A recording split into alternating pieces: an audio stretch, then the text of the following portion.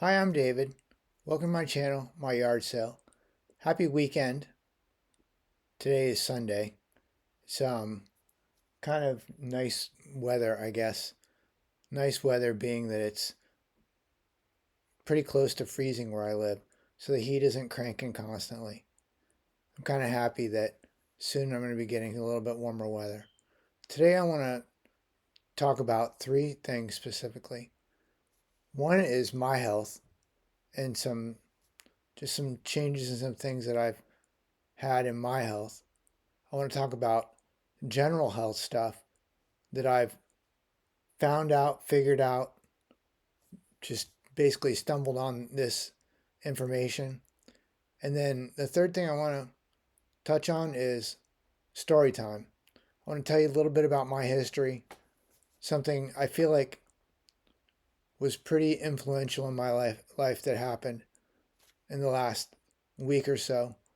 And I just wanted to share a little bit of me with you guys. So today, I'm going to start off with my health. So my health has been like I can't quite tell exactly whether I'm getting better or getting worse. Like some days I feel stronger, some days I feel not as strong. I just can't figure it out. I feel like after all this time I should be getting better. I mean, I don't drink any alcohol anymore. I don't use cigarettes or tobacco at all. I do love my cookies, but not very often, once every now and then. Um, but I don't think that I'm even diabetic anymore or even pre-diabetic. I don't think that I eat enough carbs and sugar to actually be pre-diabetic or diabetic. I eat I eat very little carbs and sugar. I eat definitely in a ketovore window of 20 to 25 grams of carbs up to 100, I guess sometimes. Like every now and then I do splurge a little bit, but even when I splurge and I'm going all out, I'm still eating less than 100 grams of carbs. So I'm having some unusually difficult times with this health thing that I'm going through now. I feel like part of it may be I have started taking some supplements that I had read that, well, I watched a video that said these supplements that I'm taking, things get worse before they get better. And I got to be honest, it feels like it got worse. Like I need things to get better at this point. I mean, I guess the positive thing is I feel like I have the strength to get up and get to the kitchen, get to the bathroom, get around my house a little bit. Whereas I have felt previously where I haven't had the strength to do that. So I feel like having the strength is a good thing. But like my body isn't getting better. I don't feel much better. I'm trying to figure out how in the next month or 2 months I'm going to get back to the doctor, try to get this figured out because this is getting to the point where I'm not getting any younger. I need to get this figured out and get back to life because this is almost I say, which is almost impossible. It's so difficult. Like the neuropathy that I have, I don't know if it's just pure neuropathy like if you had chemo or something you get neuropathy. For me it's different. It's like it's definitely it has to do with my metabolic system. Like if I eat, obviously, if I eat a lot of sugar, if I eat a lot of sweets or carbs, I have metabolic issues. But even when I eat a ton of burger patties or um, a ton of pea protein shakes, I have metabolic issues. So one of the things that I want to talk about just some basic health notes that I've realized over the last week since I talked to you guys last time. Chronic inflammation can be caused by dehydration. And I think this chronic inflammation, and I know it's caused by diabetes, prediabetes, just metabolic issues. But chronic inflammation is, I think, ultimately what my problem is, what probably most people's problems are. So I'm trying to stay uber hydrated. Uber hydrated meaning 6 to 8 ounces, yes, but I'm trying to get 100 ounces of water in my body every day just to try to make sure that dehydration isn't my issue.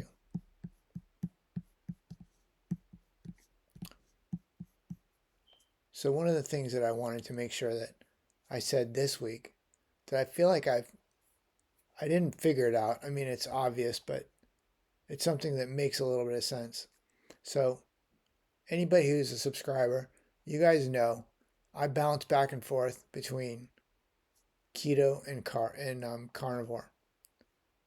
And sometimes it's based on some of the comments I read here on my own on my own on my own posts. Like, I know that people are pretty strongly influenced and they feel pretty strongly about carnivore and the protein, the eggs, the bacon, the beef, the burger patties. I get that all that makes a lot of sense, and it makes sense to me too. But what I kind of maybe didn't completely realize is that all that protein in general, including beef patties, including burgers, including eggs, including chicken, including all the protein, the beef protein and stuff, that all causes insulin spikes. So I was eating burgers for quite some time and I was having some problems. So I thought, well, I'll try switching to pea protein. I'll just drink shakes for a week. And when I say shakes, my shakes are just pea protein, a allulose sweetener, some flavoring, some kind of cinnamon or something. So it's not like a really wide variety of shake stuff. It's pretty thin. It's a pretty thin window of shake ingredients. But even my shakes were causing me some inflammation, which I had to figure out. It must be the protein. Protein can cause insulin spikes. So again, the sugar's out of my body. So I'm assuming that I'm headed in the right direction, but that protein is still causing me insulin spikes. So I had to figure out, okay, how do I balance out these insulin spikes? And it takes me right full circle back to my initial diet thoughts. The fiber, and I'm just going to be honest, I'm not a huge fan of fiber. I like meat, I like fish, I like beef.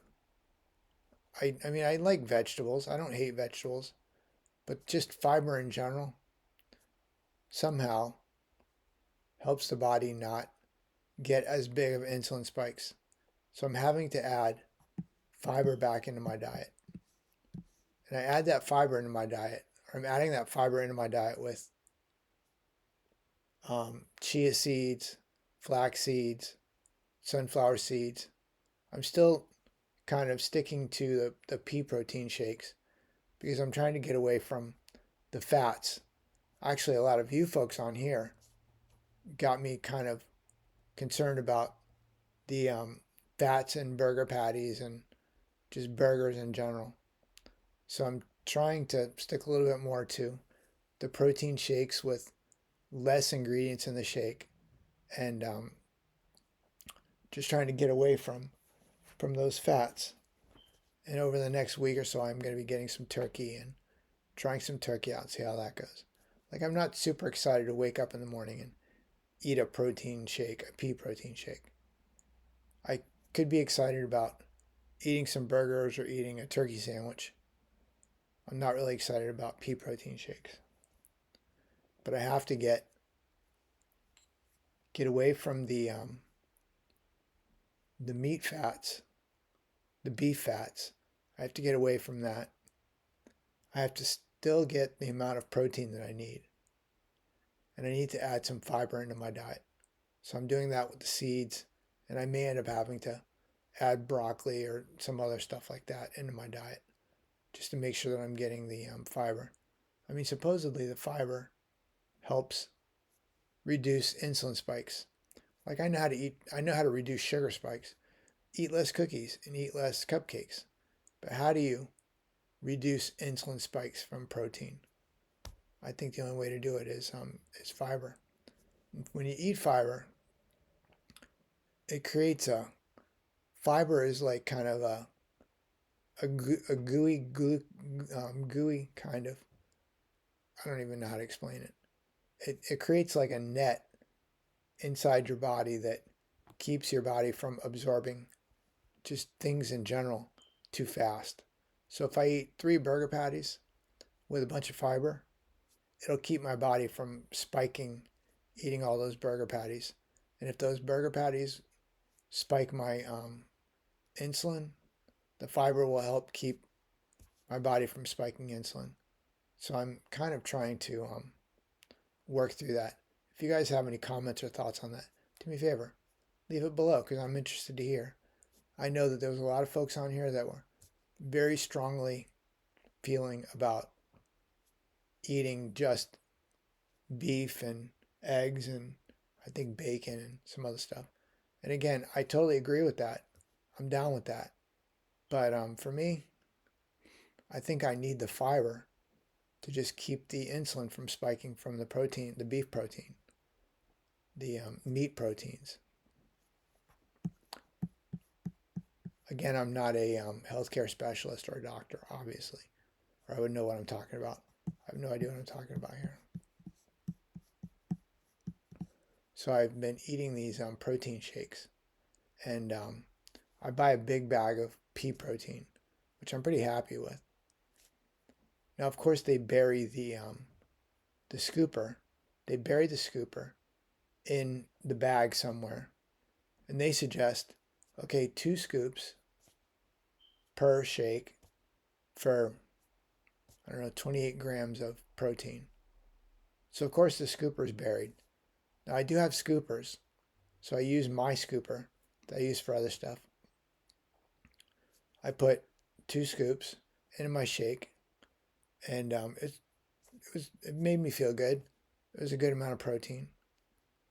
And then I eventually got down through the bag a little bit and found their scooper, which I'm supposed to be using 2 scoops of their scoop. I found their scooper.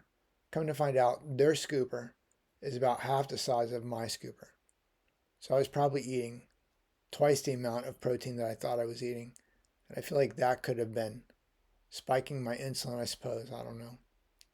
So now I'm kind of like, I'm not sure whether I'm going to flip back completely to burger patties or if I'm just going to stick with the pea protein with the smaller scooper for a little while just to see if getting those fats out of my diet helps, because I don't know if that's going to help or not.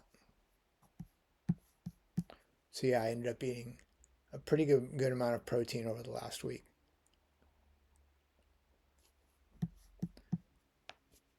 So that's pretty much it for me with regards to my health and just health stuff in general that I found out. So a little bit about my history and my background. This last week was I think it's an anniversary. I don't know, I guess every yearly event would be an anniversary. But so I was in the Navy when I was a kid. I was stationed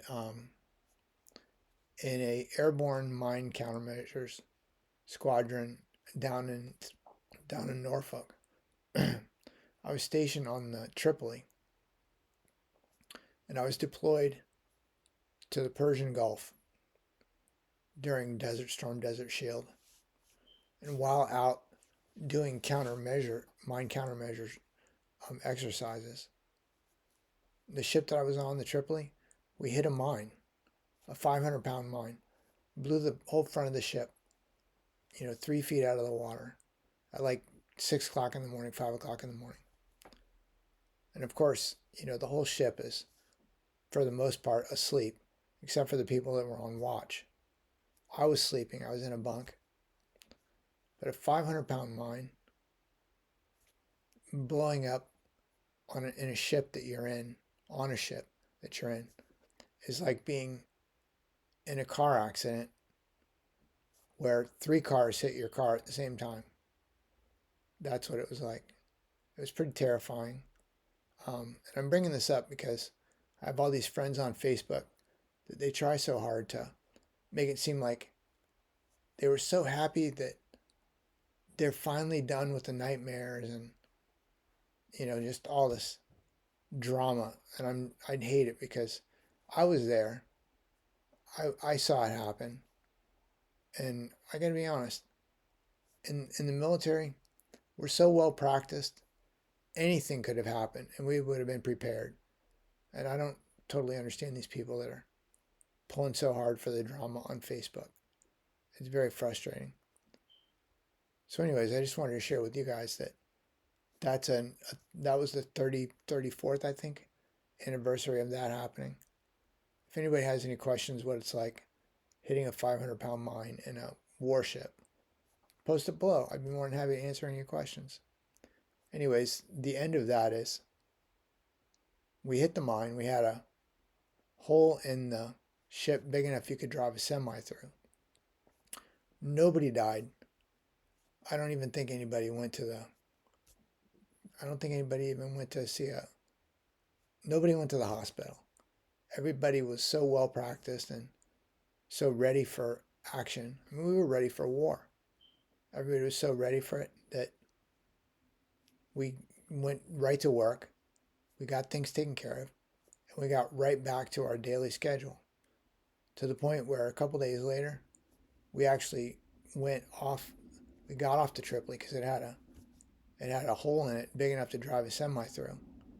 We went to another ship and continued on with our mine countermeasure practices because there was obviously mines out there considering the fact that we hit one.